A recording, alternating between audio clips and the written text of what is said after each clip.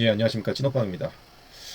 제가 한 열흘 전쯤에 이재명 대통령께서 양도세, 다주택자 양도세 중과 예외가 이제 없어질 거고 그 말씀을 하셨고, 제가 그렇게 되려면 결국은 서울시와 주요 경기 지역에 묶여 있는 토지 거래 허가제, 그러니까 토제가 풀려야 된다는 것을 할 수밖에 없고, 그걸 위한 빌드업이라고 예상이 된다고 제가 방송을 했고요. 오늘은 이제 거기에 더해서 그 이후에는 결국은 보유세가 좀 충분히 빠르게 나올 것이라고 이제 보는 그 내용들을 말씀드리겠습니다. 사실은 이렇게 토지를 해제해줘야지 거래도 되지만 결국은 이게 명분이 되기 때문에 나중에 보유세를 걷기 위한 충분한 스토리텔링이 된다고 봐서, 제가 보유세가 충분히 빠르게 부과될 것이라고 지금 보고 있습니다.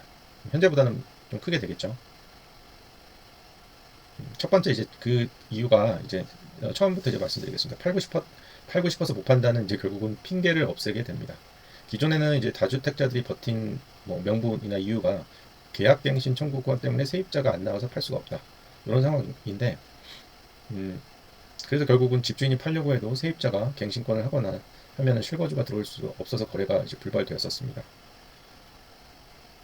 근데 지금 이제 세입자가 있는 집도 팔 수 있게 규제를 푼다는 것, 예를 들면 다주택자 매물을 매수하는 사람에게 실거주 의무를 한시적으로 유예해준다. 결국은 갭 투자 허용이죠. 결국 이런 당근책을 주고, 그래서 이게 결국은 어, 혜택이긴 하지만 세입자 때문에 못 판다는 그런 변명은 안 통한다는, 결국은 어떤 최후 통첩이 될 수도 있다고 보고 있습니다. 그 다음에 이제 명분을 축적하는 거죠. 정부 입장에서는 우리는 충분한 기회를 줬다. 정부가 양도세 중과를 영구 폐지가 아니라 일시적 배제로 설정한다는 것이 이제 핵심인데요. 오늘 기사 보니까 뭐 세입자가 이제 그 계약이 남아있는 기간에 따라서 달라진다고 했는데, 어쨌든 뭐 맥시멈 뭐 2년이 될 수도 있겠죠. 뭐 제가 계산 안 해봐서 잘 모르겠지만, 그래서 나중에 보유세가 많이 올랐을 때 조세에 대한 어떤 저항이 일어나면 정부는 우리가 그 양도세 중과도 기간을 좀 유예하는 거를 좀 늘려줬고, 세입자 문제 토고제도 풀어줬다. 근데 이걸 안 판 거는 이제 당신들 책임이다. 그런 이에 상응하는 보유세를 내야 된다는 그런 논리를 할 것입니다. 이거는 뭐 제가 바라는 내용은 아닙니다. 예. 그래서 그런 보유세 때문에 결국은 이제 완화책을 던지는 거고요.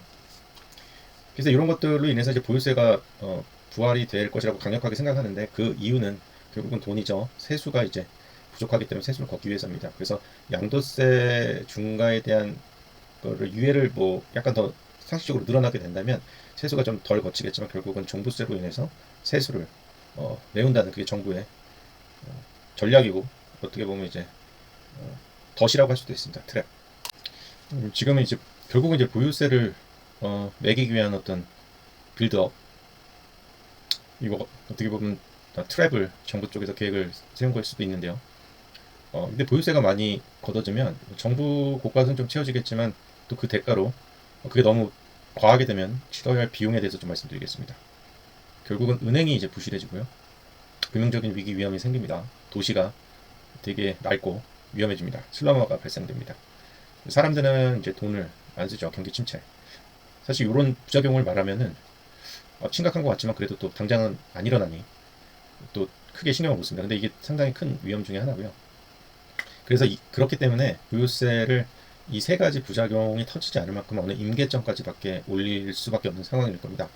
만약에 그게 어떤 이유로든 간에 그 선을 넘으면 부동산 잡으려다가 대한민국 경제 정체를 잡는 그런 것들은 뭐 관련 그 관료들은 다 알고 계실 겁니다.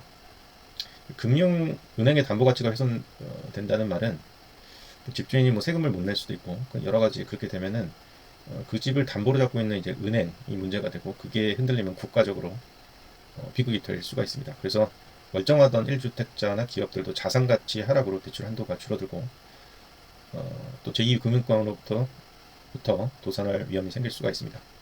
이게 뭐 발작 형태로 최근에 인터넷이나 여러 가지 인터넷 뱅킹이나 여러 가지 금융을 자신의 돈을 빠르게 이동하고 뺄 수가 있기 때문에 발작 형태로 재수 없으면 될 수도 있고요. 그 다음에 도시의 슬럼화입니다. 이걸 뭐 내가 왜 걱정해 할 수도 있지만, 우리가 살고 있는 도시들이 어쨌든 국가 경제의 큰 축인데, 이게 집을 고치지 않고 방치하게 됩니다.